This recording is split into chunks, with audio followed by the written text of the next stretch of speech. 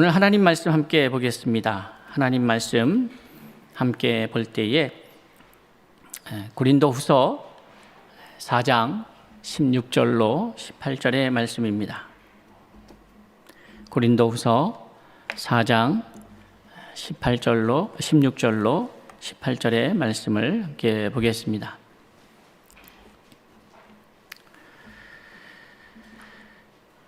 그러므로 우리가 낙심하지 아니하노니 우리의 겉사람은 낡아지나 우리의 속사람은 날로 새로워지도다.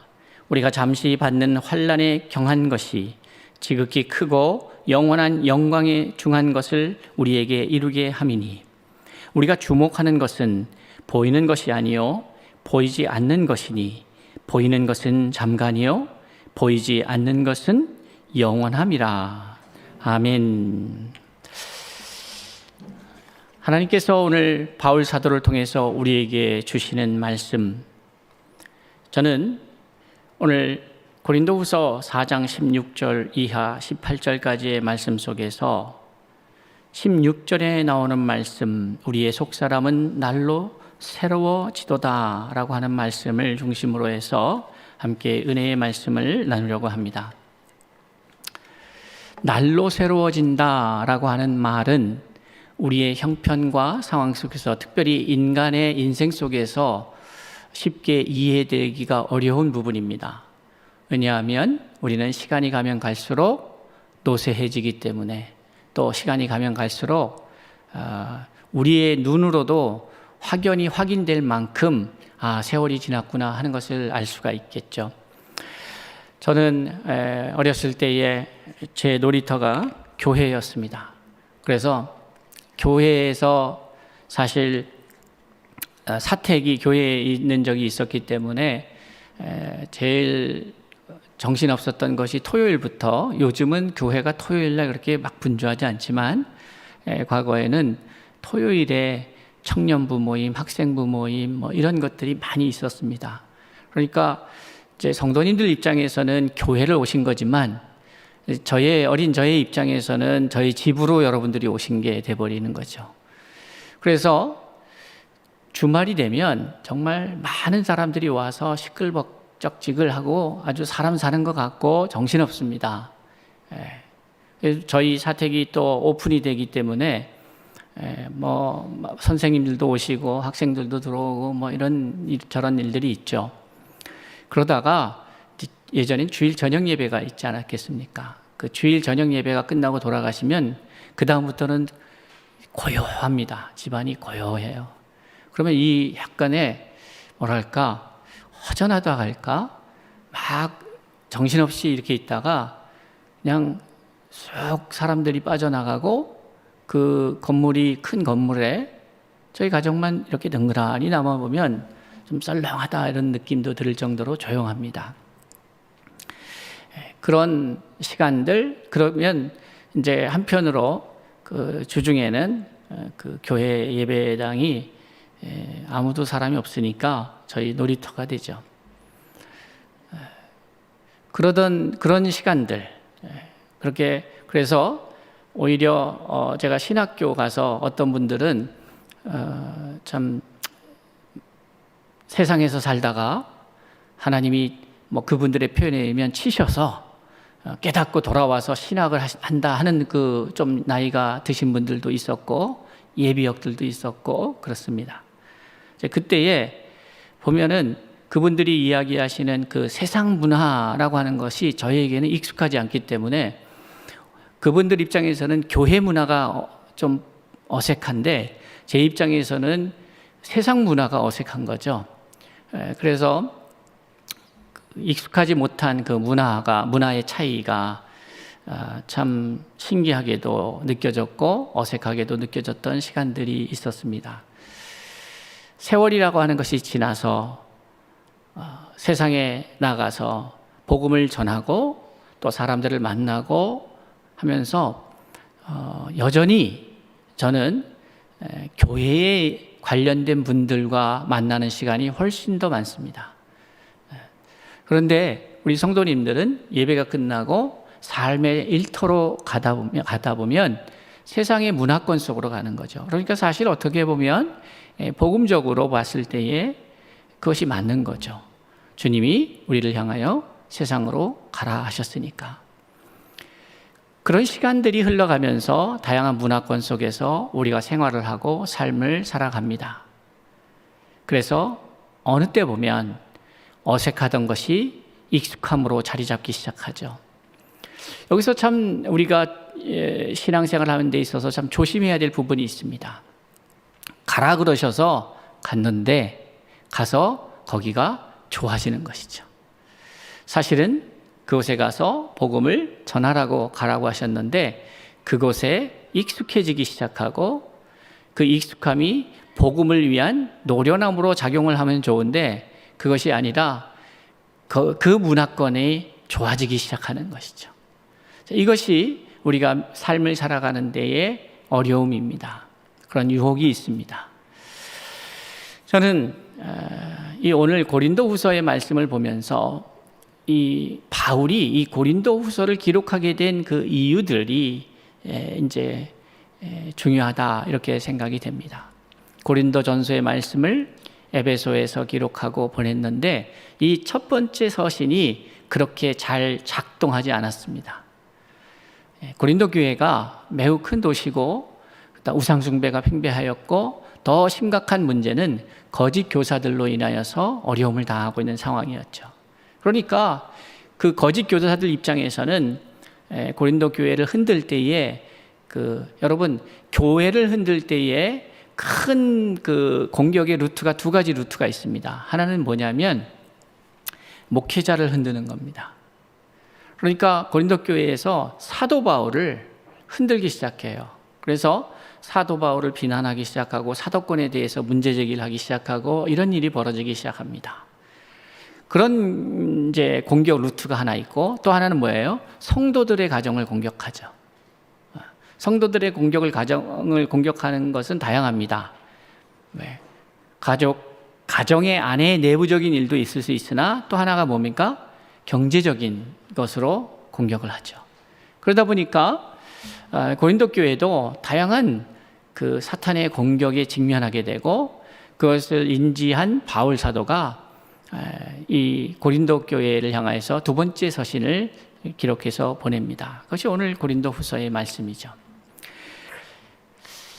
이 고린도 교회를 향한 바울의 마음, 두 번째 방문을 해서 문제를 해결하려고 할 때에 사실 실패를 합니다. 그래서 그 두 번째 방문을 바울의 두 번째 고린도의 방문을 근심의 방문 이렇게도 표현을 합니다.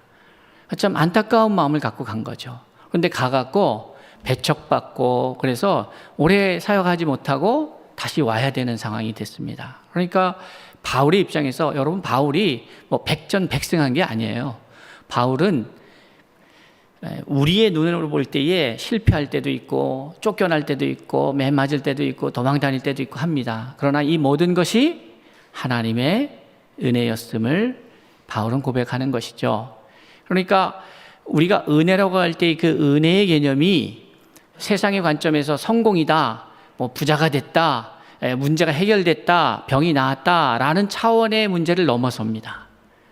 이 모든 것이 하나님의 은혜입니다 고백한다는 것은 세상의 관점을 넘어선다는 의미죠. 자, 바울이 두 번째 방문에서 실패를 하고 돌아와서 이 또 고린도에 대한 마음을 가지고 이렇게 고린도후서의 말씀을 기록하여 보냅니다. 사실 저는 오늘 고린도후서 4장의 그 맨 뒤에 부분, 사실 이것은 5장과 연결이 됩니다. 겉사람과 속사람에 관한 이야기가 이제 5장에도 계속해서 이어지는데 4장 전체는 크게 나눠서 크게 주제를 보면 질그릇에 담긴 보배라고 말씀드릴 수가 있습니다.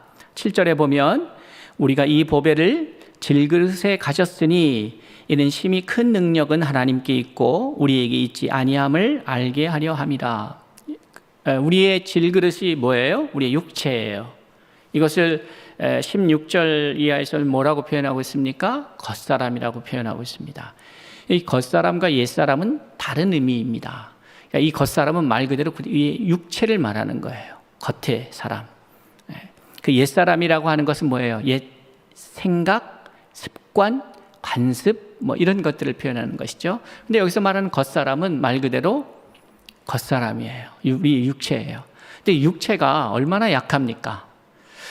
육체가 강한 것 같으면서도 약하고요. 또 어느 때 보면 약한 것 같은데도 강한 것 같다는 생각이 들 때가 있습니다. 그런데 우리가 부인할 수 없는 것은 우리의 육체는 날마다 후퇴한다는 것이죠. 시간이 가면 갈수록 우리의 겉사람은 낡아진다는 것입니다. 그럼 이런 전제 아래서 이 오늘 고린도후서 4장에서 말하고 있는 이 메시지는 무엇일까? 우리의 겉사람, 질그릇, 연약하고 깨어지기 쉬운 이것이 담고 있는 것이 무엇이냐에 따라서 우리의 속사람이 달라지는 것이죠. 그래서 바울은 7절에서 이 보배를 이렇게 표현하고 있어요. 보배를 담고 있다라고 말하는 것이죠. 그럼 이 보배가 무엇일까 해서 그 이전으로 올라가 보면 결국 핵심은 예수 그리스도입니다. 근데 예수 그리스도가 보배인 것은 무엇인가 하면 바로 그 예수 그리스도가 생명이기 때문에 그렇습니다. 이 생명, 이제 7절 이하의 보배를 질그릇에 가졌다라고 하는 것을 쭉 설명해 갑니다. 쭉 설명해 가요. 그러면서 우리에게 생명에 관한 이야기들을 표현하고 있는 것이죠. 질그릇, 또 죽음의 몸, 이런 표현들이 겉사람입니다. 그런데 그 겉사람 안에 보배, 속사람, 또 생명, 이런 것들이 포함되어 있다, 소유하고 있다, 이렇게 이해할 수 있는 것이죠. 자, 그렇다면 우리가 소유하고 있는, 우리 안에 간직하고 있는 이 생명, 예수 그리스도, 이 보배, 이것이 어떻게 해서 우리의 삶 가운데에서 발현되는가? 어떤 과정을 통해서 이것이 다듬어지고 더 보석과 같이 준비되었는가 할 때에 우리가 기억해야 될 것이 있는데, 그것은 무엇입니까? 환난이라는 것입니다. 참, 환난이라는 것이 이게 저주입니까? 은혜입니까? 모든 것들은 가만히 보면 마지막 결과가 어떠하냐에 따라서 이것이 추억이 될 수도 있고 잊고 싶은 기억이 될 수도 있는 것이죠. 어떻게 결과로 맺어지느냐예요. 그런데 우리가 지금 말씀드리는 이 모든 것들이 기쁨이 되고 감사가 되고 하나님을 찬양할 찬양거리가 될 수 있는 것은 무엇이 있기 때문에 그렇습니까? 소망이 있기 때문에 그런 것이죠. 로마서 5장 3절 이하의 말씀은 이렇게 우리에게 증언하고 있습니다. 우리가 환난 중에도 즐거워하나니 이는 환난은 인내를, 인내는 연단을, 연단은 소망을 이루는 줄 알미로라. 여러분, 우리에게 환난이 의미가 있는 것은 환난을 통하여 우리가 인내를, 또 인내를 통하여 이 과정을 통하여 연단을, 차후에 소망을 얻을 줄을 믿기 때문에 그렇습니다. 우리에게 소망이 없다면 환난은 그저 고통인 것이죠. 그러니까 우리의 일상의 삶에서 이 환난의 문제를 어떻게 다루는가는, 결국 어디로 이어지는가 하면 우리의 소망과 이어지는 것이죠. 근데 이 소망이라는 것이 막연한 것이 아닙니다. 바울에게 있어서의 소망은 그저 다가올 불확실한 미래의 어떠한 기대가 아니라 마치 바로 앞에서 보는 것 같이 분명한 소망이었다는 것이죠. 그 소망이 확실하였기 때문에, 그 소망이 뿌옇거나 그 소망이 애매모호하거나 확실하지 않으면 지금의 환난을 견디기가 너무나도 어렵다는 거예요. 그래서 바울은 로마서 8장 18절에서 같은 의미의 말씀을 우리에게 주고 있습니다. 생각하건대 현재의 고난은 장차 우리에게 나타날 영광과 비교할 수 없다. 이것은 바울이 주장하는 게 아닙니다. 그럴 거야라고 우기는 게 아니에요. 자기 체면화하는 것이 아니죠.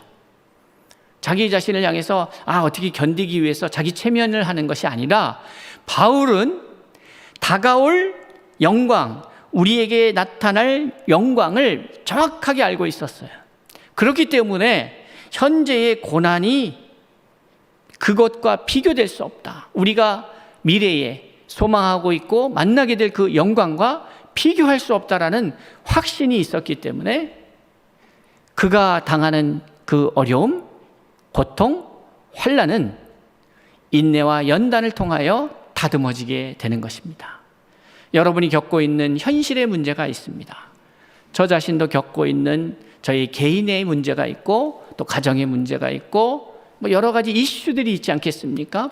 우리 자녀들을 기르다 보면 내 마음같이 안 되는 부분도 있고 또 우리의 건강의 문제도 있고 우리의 부모의 문제, 자식의 문제 등 우리가 존재하면서 살아가면서 겪게 되는 수없는 많은 문제가 우리를 둘러싸고 있는 것 같습니다. 그런데 그것을 어떻게 대하느냐는 그 과정 저 뒤편에 있는 우리가 마주하게 될 그 소망이 어떠하느냐에 따라서 지금 현재의 고난을 대하는 나의 태도가 달라진다는 것입니다. 태도는 나의 자세라는 측면의 이야기뿐만이 아니라 이것과 내가 상대하는 나의 모습이고 나의 자세가 되는 것이죠. 우리가 인생을 살아가면서 겪게 되는 수많은 일들이 있지만 그것이 우리를 연단하시고 단련하시는 과정이라고 믿는 사람들은 그것을 통해서 더욱더 우리가 새로운 사람으로 자라갈 수 있게 되겠죠. 그런데 여기서 이제 좀 아쉽고 우리 자신을 향해서 안타까운 부분들이 있습니다. 그것은 무엇이냐면 이 말씀을 모르는 것이 아닌데 실제적으로 우리의 삶을 살다 보면 이게 부딪히는 것이죠. 내가 아는 나의 믿음의 지식과 또 이 지식에 대해서 반응하고 있는 나의 삶의 구체적 현실은 이게 좀 차이가 날 때가 있는 것이죠. 그래서 우리가 괴로워하는 것 아니겠습니까? 아는데, 소망이 있음을 아는데 현실의 문제가 너무 크게 다가와서 나로 괴롭게 하는 경우가 우리는 많이 있는 것이죠. 사랑하는 성도 여러분, 힘을 내십시오. 우리가 힘을 낼 수 있는 것은 우리의 열심이나 우리의 노력이나 우리의 인내에 근거하는 것이 아니라 바로 우리가 마주하게 될 소망에 근거하기 때문에 그렇습니다. 우리의 소망이 분명하기에 현재의 고난이 장차 다가올 영광과 비교할 수 없기에 우리는 현재의 시간들을 이겨낼 수 있게 되는 것이죠. 날로 새로워진다라고 하는 이 말씀이 말은 쉬운데 참으로 어렵습니다. 여러분, 세상의 사람들의 특징은 뭐냐면 과거라고 하는 것이 미래를 향하는 데에 항상 걸림돌로 작용할 수 있다는 것입니다. 여러분, 과거에 대한 인식, 여러분 어떻습니까? 과거라고 하는 이 단어를 사용하실 때 여러분들은 어떤 인식을 갖습니까? 낡아진 것, 옛 것, 버려야 될 것, 청산해야 될 것, 정리해야 될 것, 이렇게 인식하는 분들도 있습니다. 그런데 분명한 것은 과연 하나님께서 우리에게 과거를 허락하셨을 때에 과연 그렇게 하라고 하셨을까? 여러분, 신앙생활하면서 매우 중요한 그 프레임이 있습니다. 여러분, 관점이라는 것이 있어요. 어떻게 세상을 바라볼 것이냐의 문제가 있는데 무엇인가 하면 기독교인들이 가져야 될 것이 무엇인가 하면 바로 하나님은 창조주이시다라는 사실입니다. 이 하나님이 창조주이시다라고 하는 것은 하나님께서 의도를 가지고 하나님의 계획을 가지고 하나님의 그 방침 속에서 이 자연계가 창조되었다는 것이죠. 이 부분이 하나 있고 또 하나 우리가 잊지 말아야 될 것은 뭐냐면 또 하나의 관점이 있는데 그것은 뭐냐면 마귀는 창조주가 아니라 변질하는 존재다. 변화시키는. 그러니까 하나님의 창조물을 약간씩 조금씩 틀어서 짝퉁을 생산하는 것이죠. 그런데 짝퉁은 생산할 수 있는데 사단은 새로운 것을 창조할 능력은 없습니다. 이 개념이 매우 중요한 개념입니다. 제가 왜 이 말씀을 드리냐면, 우리가 믿음의 삶을 살아가면서 하나님의 의도, 하나님의 방향, 하나님의 생각이 있고 그것을 조금씩 틀어서 우리로 하여금 혼란케 하는 생각들이 있다는 것이죠. 그것은 우리의 삶에 있어서 매우 심각하게 작동할 때가 있습니다. 그러니까 하나님이, 오늘 바울은 고린도 교회 이 상황을 보면서 바울이 이 말씀을 던지고 있고, 너희 안에 있는 그 생명이 너희의 그 육체의 겉사람의 질그릇을, 재질은 질그릇인데 이것이 귀한 것으로 만들 수 있는 것은 바로 무엇을 담고 있느냐의 문제인데, 자꾸 잘못된 것을 담으려고 하니까 예수 그리스도 그 생명의 주를 담지 않고 자꾸 거짓 선지자들, 교사들의 말을 듣고 그것을 담으려고 하다 보니까 바울 사도는 오늘 이 사람들에게 말하고 있는 것이죠. 생명의 주가 우리 안에 있어서 우리로 새롭게 하시고, 우리가 육체의 몸이 죽는 것 같으나 그러나 우리의 몸이 다시 부활할 것이고, 우리의 몸이 이 땅에서 연약한 것 같으나 그러나 다시 우리 안에 있는 생명이 우리를 강하게 하셔서 새롭게 우리의 삶을 열어가실 것이라 하는 사실에 대해서 바울은 우리에게 말씀하고 있습니다. 그런데 자꾸 과거가, 하나님이 우리에게 허락하신 그 과거라는 시간대가 우리에게 디딤돌로 작용해야 되는데 자꾸 족쇄로 작용합니다. 그러니까 이게 무슨 말씀인가 하면, 우리는 내일을 준비할 때에 과거의 우리의 경험을 바탕으로 준비하는 경향이 있다, 이 말입니다. 그런데 여러분, 우리가 하나님 앞에 고백하면서 나아가야 될 매우 중요한 이슈가 있는데, 그것이 무엇인가 하면 바로 나의 삶에 하나님이 함께 하셨다는 것입니다. 함께 하셨다는 얘기 속에는 어떤 것이 있냐면, 내가 실패하는 것도 내가 성공하는 것도 주의 은혜 가운데 있다는 거예요. 자, 그 은혜 가운데 있다는 말을 좀 더 쉬운 말로 표현하자면, 아주 라이브하게 표현하자면 이런 거죠. 다 나를 위해서라는 거예요.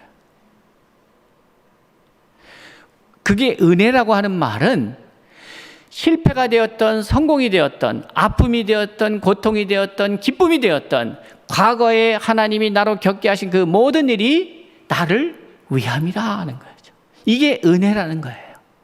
자, 그러면 우리는 생각을 해야 합니다.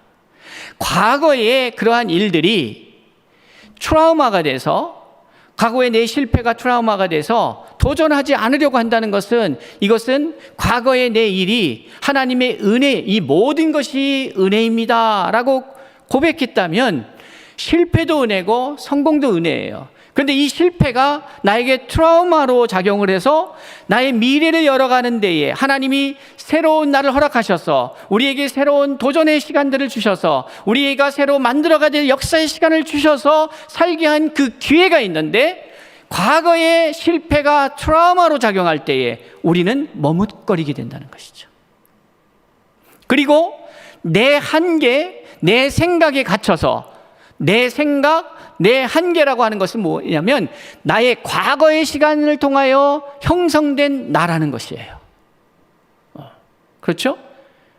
결국 내 생각이라는 게 뭐냐면 어제까지 내가 살아온 삶의 인생의 자리, 경험, 그런 교육, 이 모든 것을 다 합쳐서 지금의 나의 생각이 완성되어지지 않겠습니까? 그런데 이것이 트라우마로, 상처로 작용하게 되면 어떻게 되겠어요?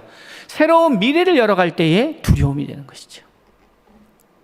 그런데 가나안 땅을 들어가면서 여호수아를 향하여서 하나님께서 던지신 첫 메시지가 무엇입니까? 두려워 말라는 거예요. 그러면 이 두려워 말라라고 하는 이 메시지는 결국 여호수아의 무엇을 향하여 말하는 겁니까? 너의 경험. 여호수아에게 어떤 경험이 있습니까? 자기는요, 자기의 전직 뭐예요? 여호수아의 전직은 뭡니까? 예? 모세의 손발이에요.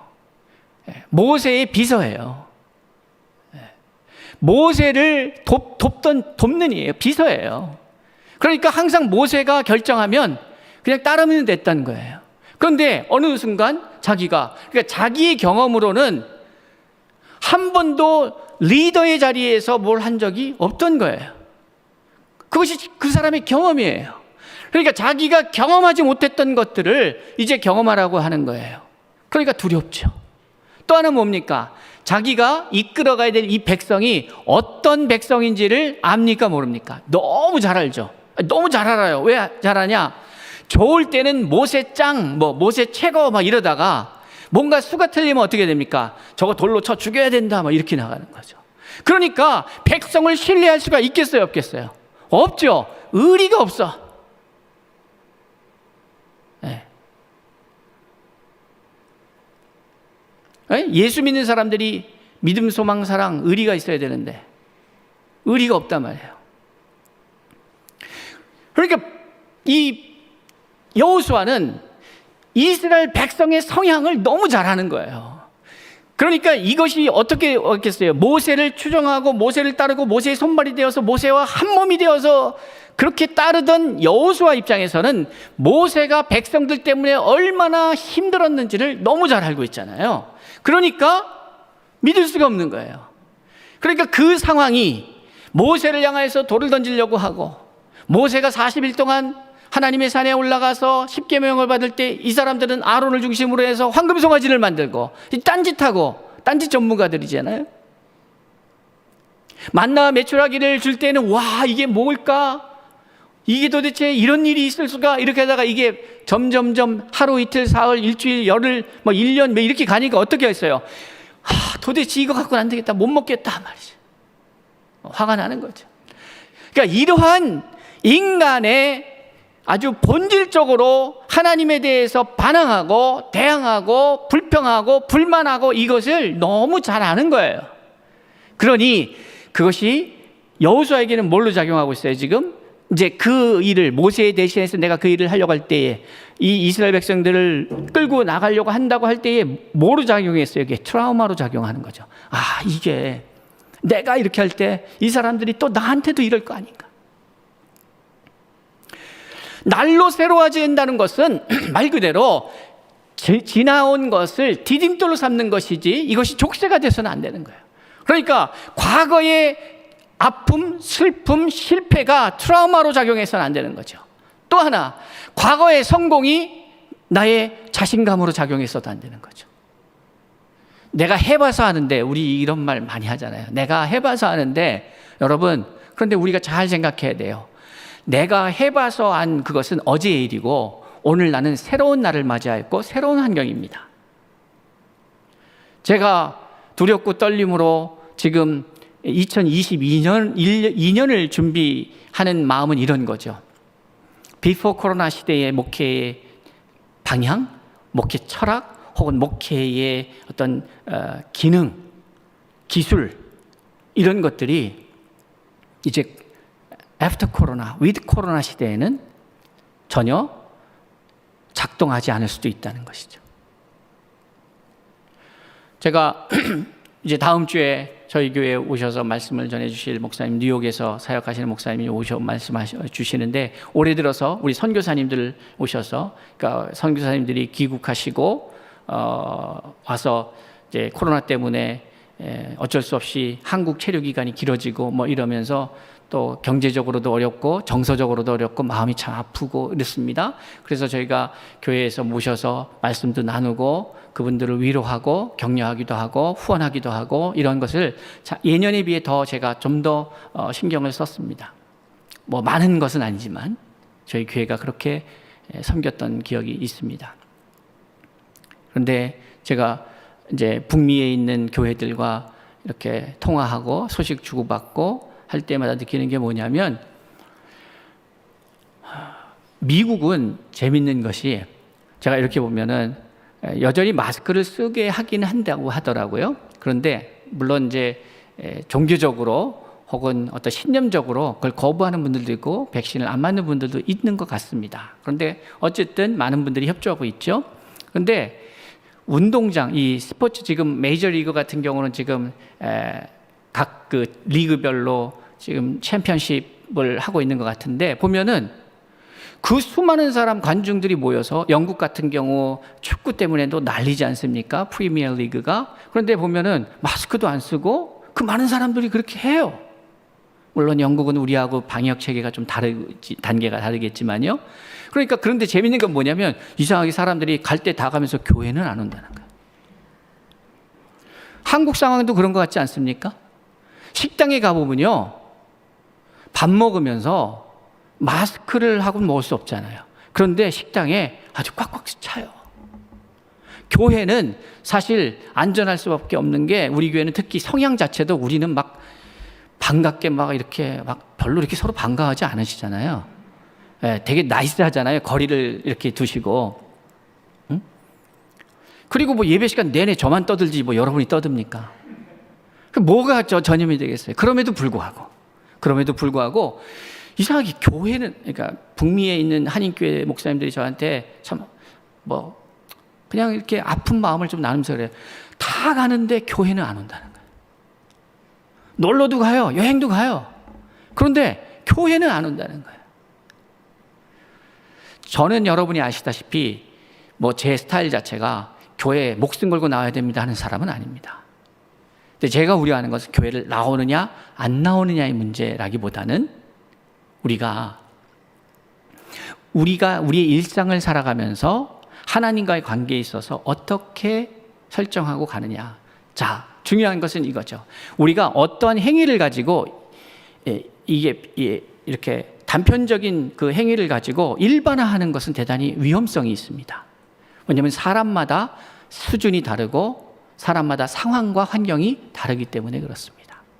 그러니 평생 교회를 지키고 예배를 지키고 그것에 익숙하셨던 분들이 교회를 안 나와도 된다, 그래도 집에서 예배드린다, 이게 쉬운 일은 아닙니다. 왜냐하면 나는 그렇게 훈련받지 않았기 때문에. 그러니까 그런 분들이, 그러니까 저희 교회도 보면 제가 지난주에 광고했더니 이렇게 여러분이 오해가 없으셨으면 좋겠습니다. 50명이 찬다는 것은 뭐냐면 전원 백신을 접종 완료한 사람들에 한해서예요.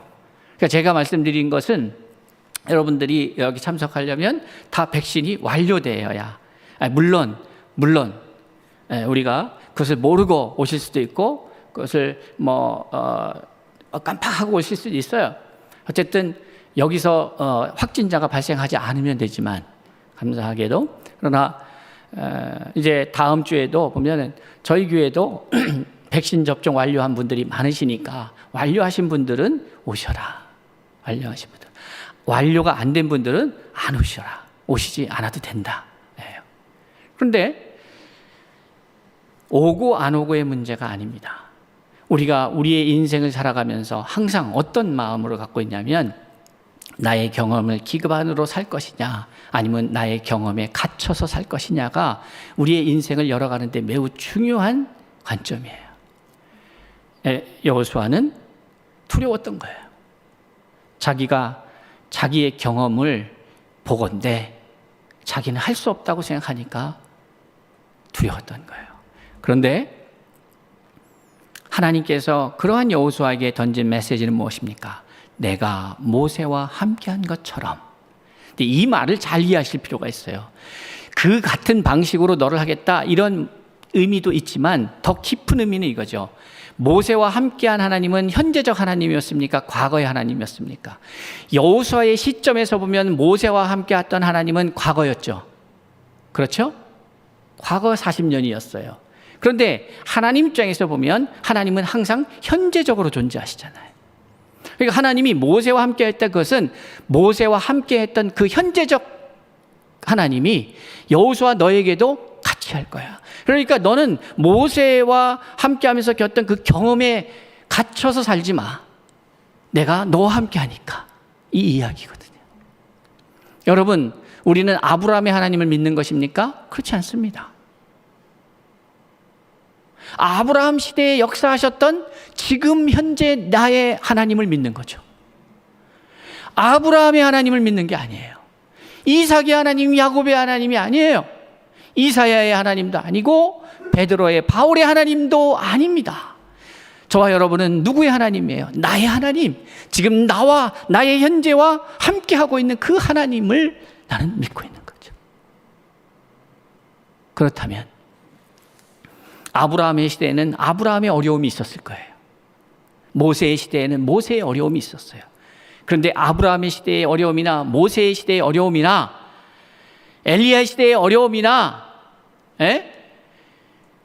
바울의 시대의 어려움이나 그 당시의 그 어려움은 그 사람들 입장에서 보면은 이것은 이겨낼 수 없고 극복할 수 없고 넘어설 수 없는 어려움이었습니다. 모두가 그렇습니다.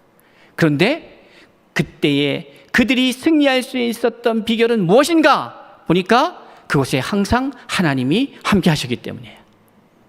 그렇다면 날로 새로워진다는 의미가 무엇입니까? 계속 우리의 기능이 업데이트 된다는 얘기일까요? 저는 이것을 다른 관점에서 좀 이야기하고 싶습니다. 날로 새로워진다는 것은 어제 함께했던 하나님과 오늘 함께하는 것이 아니라 오늘 나와 함께 하시는 하나님은 어제의 하나님, 어제의 내 생각과 어제의 내 경험과 어제의 나의 능력과에 갇혀있는 하나님이 아니라 오늘 새롭게 나와 함께 하나님은 새로운 하나님. 그래서 나의 지금의 형편, 지금의 연약함. 그러니까 생각해 보세요. 아주 심플하게 간단하게 말씀드리겠습니다. 여러분은 어제보다 오늘 더 기력이 새하얗겠어요? 기력이 더 뻗치겠어요? 이거는 또 연령층에 따라 다릅니다. 우리 저 위에 있는 이선은 여기 있는 사람들 중에 그 누구보다도 어제보다 힘이 더 뻗치는 거예요. 걔는 어려서 태어난 지 얼마 안 돼서 이제 기운이 계속해서 성장하고 있으니까. 그런데 여기 있는 대부분의 사람들은 제가 이해가 안 갔던 중에 뭐냐면 이 목사 내 나이 돼봐 하루가 달라, 이 말이 잘 이해가 안 됐는데 이제 조금씩 이해가 가려고 합니다. 그러니까 점점점 어제보다 내가 더 힘을 잃어가고 있는 거예요. 그러면 이게 산수 고등수학으로 가지 않고 산수만 갖고 이야기해도 그렇습니다. 그러면 내가 이 상황을 내가 약해졌다는 얘기는 어제와 똑같은 상황이라도 내가 느끼는 이 무게감은 더 할까요? 덜 할까요? 더 하죠. 내가 약해졌으니까. 그러면 하나님의 역사는 어제보다 더 커야 됩니까? 더 작아야 됩니까? 더 커야죠. 그러니까 어제의 하나님이 오늘 하나님이 역사하시면 내가 어제보다 약해졌으니까 어제의 역사가 나타나지 않을 수 있죠. 그러니까 나는 자꾸 돌아보면서 과거의 역사했던 하나님만을 바라보는 게 아니라 나는 오늘 새로운 하나님을 열망해야 되는 것이죠.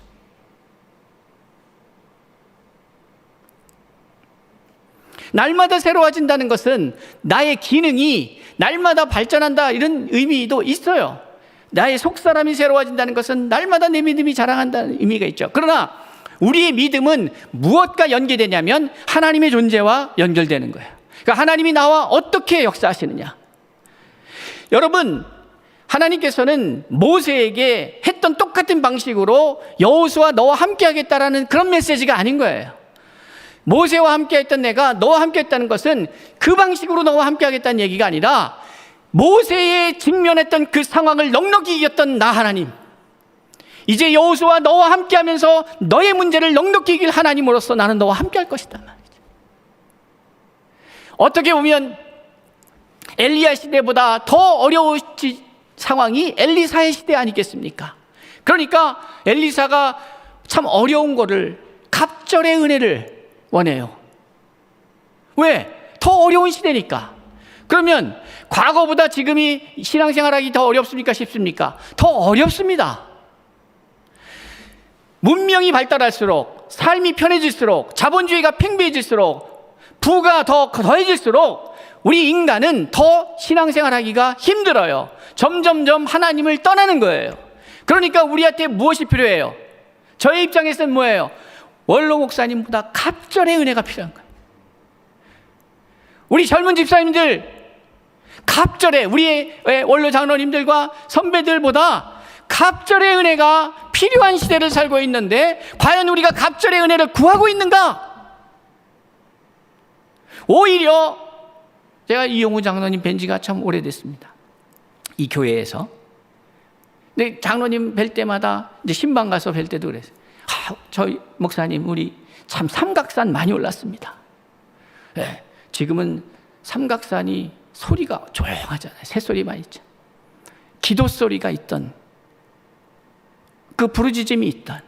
그런데 저도 젊은 목사로서 제 안에 부족한 것이 무엇일까 보니까 그 어른들이 갖고 있었던 그 하나님을 향한 그 아주 집요하게 하나님 앞에 막 이 힘, 이게 대단히 중요한데 이것들이 점점점 쇠하여지고 있는 건 아닌가 이런 생각이 드는 거죠. 다시 한번 일어나야 합니다. 우리는 방식을 말하는 게 아닙니다. 방식, 방법 이런 것들은 그 시대를 잘 읽고 시세를 분별하여서 그 시대에 맞게 우리는 대응해야 합니다. 여러분 기억하실지 모르겠지만 저는 방송 설교를 예전에 원래 그걸 안 좋아하던 사람이에요. 그런데 상황이 이렇게 되니까 그걸 통해서라도 해야 되겠다. 사랑하는 성도 여러분, 지금 환난의 크기가 문제가 아닙니다. 우리는 첫 번째 알아야 될 게 환난의 의미를 알아야 합니다. 환난은 인내를, 인내는 연단을, 연단은 소망을 이루기 위해서 그 하나의 커리큘럼이에요. 하나의 교육 과정이에요. 우리를 강하고 담대하게 만들어가는 과정이에요. 환난은. 그런데 그러한 관점이 하나 있고 그러한 부분에 있어서 환난의 의미가 있고 또 하나 그 환난을 바라봐야 되는 것이 있는데 하나님은 그 환난 속에 있는 우리에게 네 문제니까 네가 알아서 해가 아니라 그 환난에서 우리와 늘 함께 하신다는 거예요. 사자굴 속에서 사자의 입을 틀어막는 다니엘을 보호하신 하나님이 있었다는 것이죠. 우리의 환난 속에 우리와 함께 하시는 하나님. 그리고 우리의 환난이 어제의 환난보다 오늘의 환난이 더 크다면 어제와 함께 하셨던 하나님이 아니라 그 경험과 그 방식으로가 아니라 오늘 새롭게 나와 함께 하시는 하나님을 경험해야 된다는 것이. 그걸 기대해야 된다는 것이. 그러니 우리는 철저히 어제의 나와 싸워야 합니다. 어제에 안주하려고 하는 나, 어제의 방식으로 내일을 준비하고 살아가려고 하는 나, 그것으로부터 철저히 싸워야 해요. 그래서 오늘 날마다 새로운 생명을 내게 주셨으면 나는 새로운 존재가 되어서 새롭게 하나님 앞에 서기를 바랍니다. 저와 여러분은 날마다 새로워지는 나, 날마다 새로운 하나님을 경험하는 나로서 서 있기를 바라요.